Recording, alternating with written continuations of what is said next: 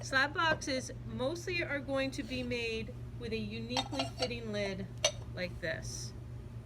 Is that in the view? Okay, okay. That one's already been glazed. This one's a uniquely fitting lidded box like this. Okay, you can't be working. You gotta watch me. And here's another one with a smoother lid. You can make lids that fit inside because you guys have learned how to do that kind of lip as well. And you can make boxes with a lid that overhangs, but this is essentially the kind I want you to make. So, in making slab boxes, the first thing you need to do is to wedge your clay well, and you need more clay than usual. When you wedge clay, you're wedging out the air bubbles, you're reducing the amount of moisture in the clay, and you're aligning the particles.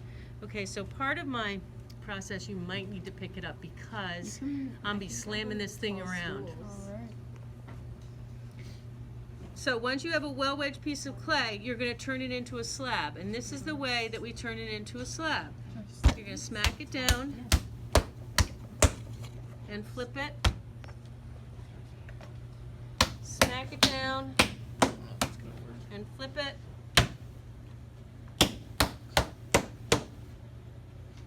And you're definitely doing it on an MDF board because it's going to stick to the table.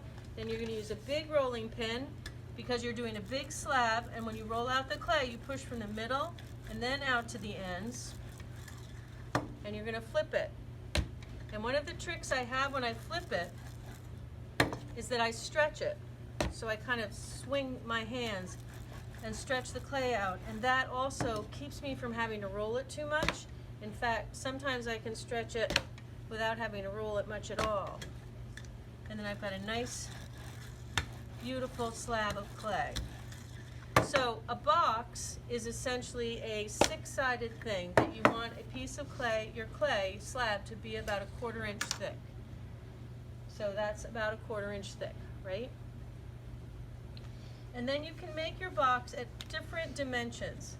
Over yonder, I have templates that'll give you either 5 inches, 3 inches, 4 inches. I wouldn't make it any smaller than 3 inches to begin with, because it's going to be too hard to manipulate.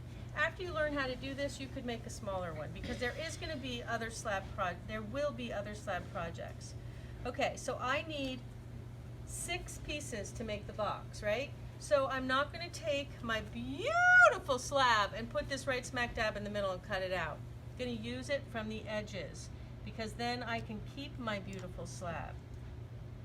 First, I'm going to mark it. And then I'm going to mark 4 more. I'm actually not going to make the lid right away because remember that clay is not as hard as metal or wood, so that whatever you do to it, it's going to stretch and bend and warp a little bit. By the time I get to that lid, it will probably be either bigger or smaller than 3 inches.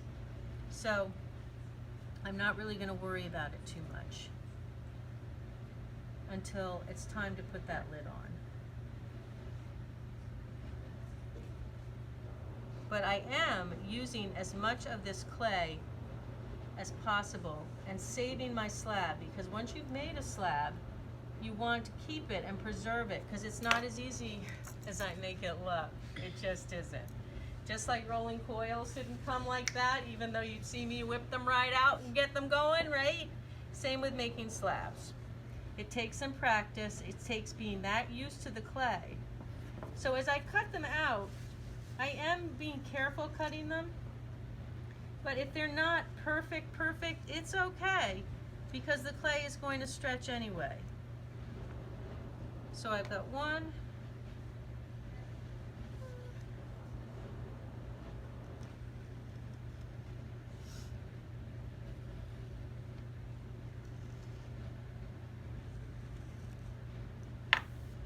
2, 3, and it is useful to work on MDF board when you're making slabs, because you do want the clay to be stiffer and stiffer as you build with them.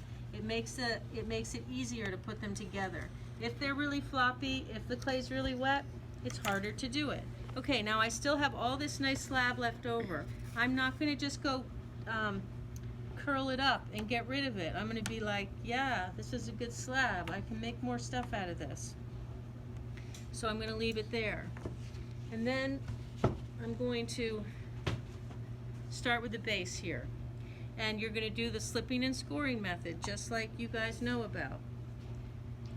So the base is going to be built, the sides are going to be put on top of the base. So already I'm going to have to change up my dimensions a little, right? Because this is a 3" by 3" square, but when I put a 1/4 inch inside it and then another 1/4 inch inside it, it changes this dimension inside here. So things start to fall off.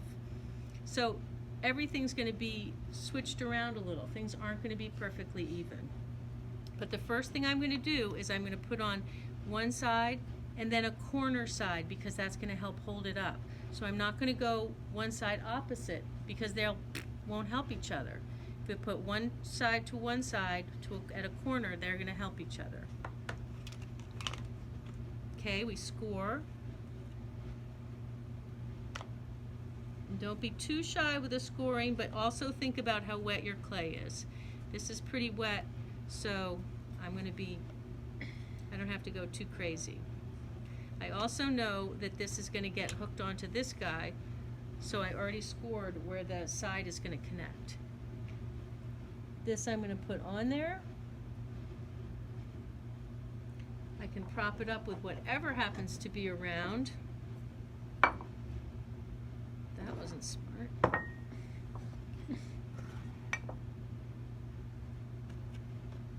So you can find things, you can get a hunk of clay to get it. And then I scored on this side, you guys. I'll hold it up for you in a minute. I'm going to score where it's attaching. I'm going to score where it's attaching to the other wall. I'm going to make sure I got it right. And I'm going to mush them together. So just like the coils initially, it's not going to look that beautiful right off the bat, because really the point here is to make sure the clay is sticking to itself, because you don't want those seams to get broken. So that's how it's going to look initially. Ready?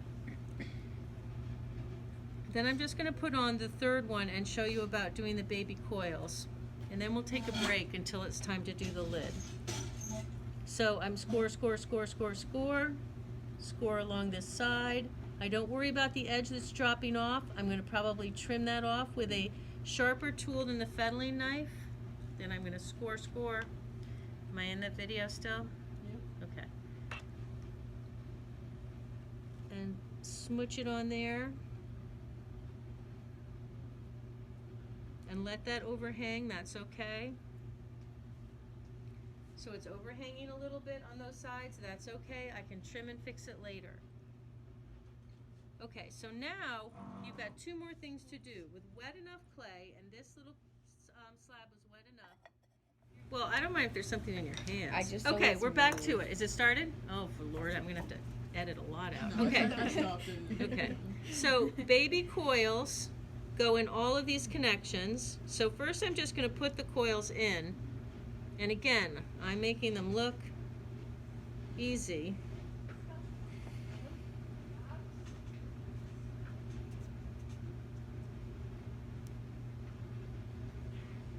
So every single connection inside will have this ugly looking coil to begin with. All right? Just like that. So you've got that to... Hope you need to show it to the camera. Little down. There you go. Okay.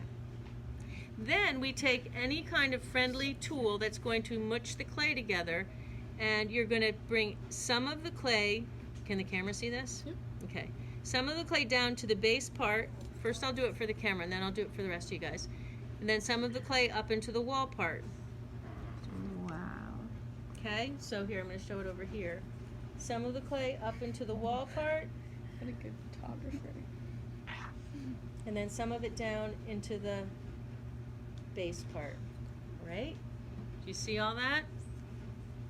So down into the base. It's got to be sitting here. So you divide up the coil so that you get both parts of it to smooch into the clay. inside and outside. If you can't see this, you guys, and don't know what I mean, then come around to where I'm facing if it's not clear to you.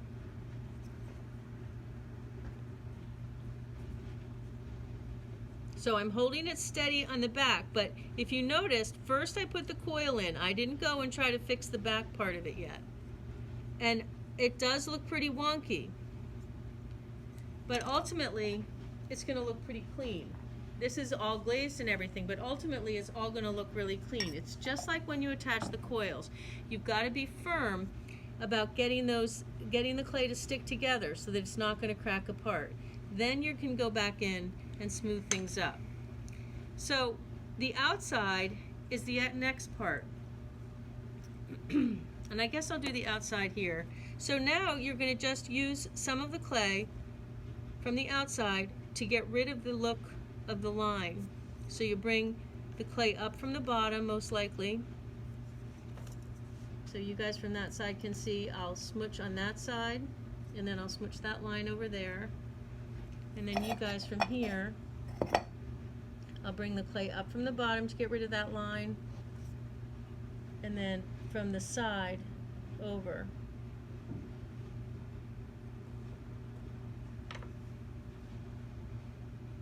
Okay, Looks like a last sturdy piece. box. Last piece is going to fit in here, but it's got to slide inside these two walls. So I'm going to make it smaller. Now I can make it smaller by measuring, but I'm just going to cut it because I know I'm going to do it right. And I'm going to score this baby up.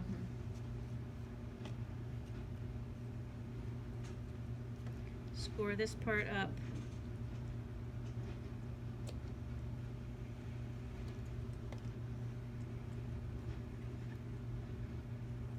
And then you know what we'll do is tomorrow I'll finish it and it'll look a lot better, so people will be pleasantly surprised.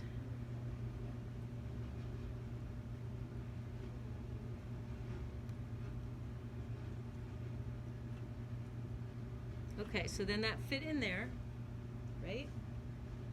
Fit in, fit in. I'm gonna put my coils and coils there. You got it? Yeah. You got a puzzled look on your face. Oh my gosh. Is this Okay. supposed to be like a perfect box?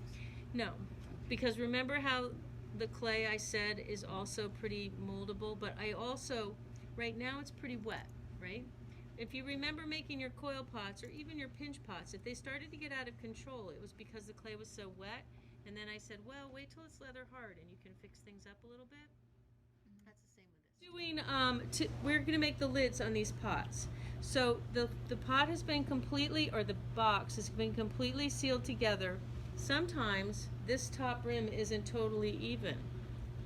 I find that using this tool is better to scrape things down to make them more even than trying to use an X-Acto knife, because once you start cutting with an X-Acto, you never stop and it gets shorter and shorter and shorter. You did way better for 7th period than you did for us. No, I just cleaned these all up using this rib. See, this was the one, well, this one's more square. Yeah, I'm talking I know. about the I did shape. make it more square, you're right. But I'm going to finish this baby because I don't mind how it looks. So this is the lid. I'm going to make a lid that seals completely on this pot. So I'm taking my slab and I'm going to trace gently the top of my pot.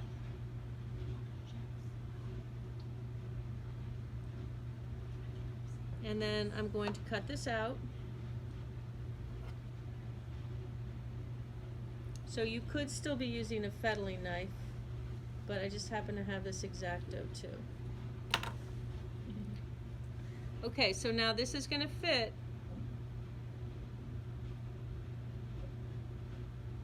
exactly on the top of my pot, right?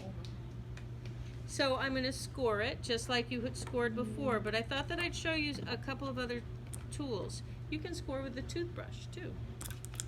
So this toothbrush will score up this surface area.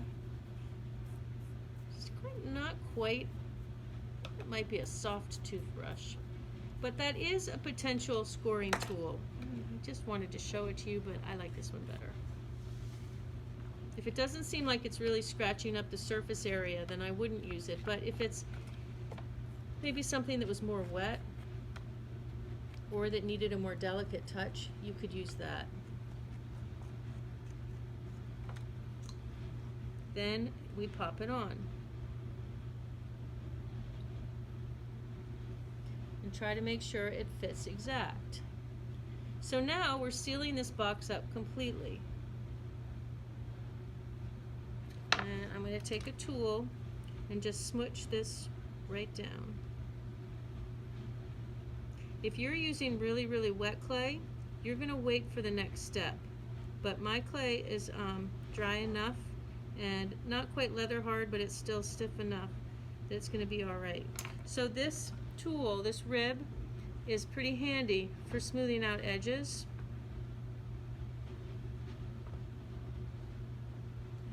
And getting rid of extra clay so that your corners are cleaner.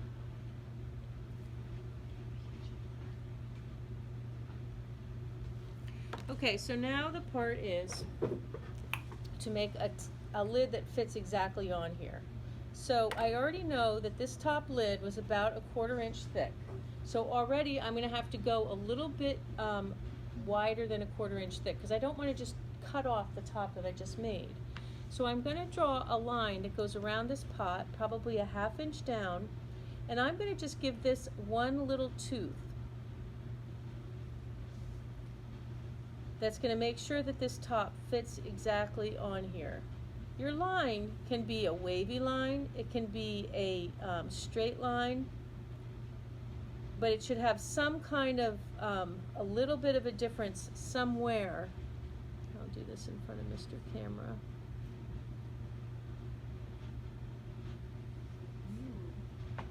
So that when you cut it, it's going to fit exactly on. So that's how it's going to have a special little fitting top.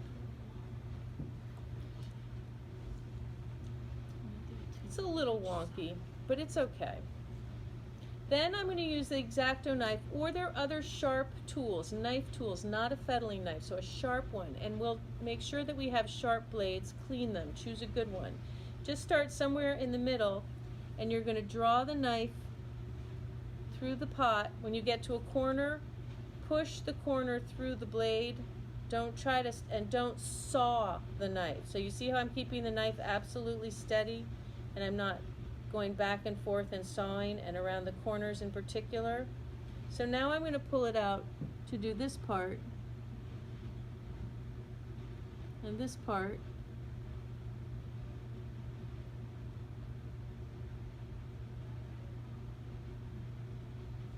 But these corners can get wonky if you try to, if you attack them too much with a knife. So the cleaner you can make the cut, the better. So that then it'll come right off like that. That looks like that. And now we still have a little baby coil to put inside there because that was the last piece that we put on, and there's no baby coil to make sure that that little guy's on there. So that's it. You just put a little baby coil on there. And I wouldn't go and mess with this rim very much because this rim has to fit exactly to the exact lid. And the way to do that is by just leaving it alone. If you start messing with this, then you have to mess with this, and then they don't match exactly. So you're making a different kind of lid than you've made for your jar. If you want to make a lid that's more like your jar, that fits right inside or fits over it, you can do that, and I think you already know how to do that, so I don't have to demonstrate it. So then we put our baby coils in, but I've got to be really careful when I smooch these baby coils in. So baby coils, baby coils. When I smooch this in, not to change the shape of that lid very much. So I'm going to hold it steady with my hands so that I don't push this clay around too hard and ruin the shape, because the whole point of these boxes is making these lids fit perfectly so that they look like kind of like hidden lids, like you didn't even know it was there. Okay, so I'm just going to quick lute this together.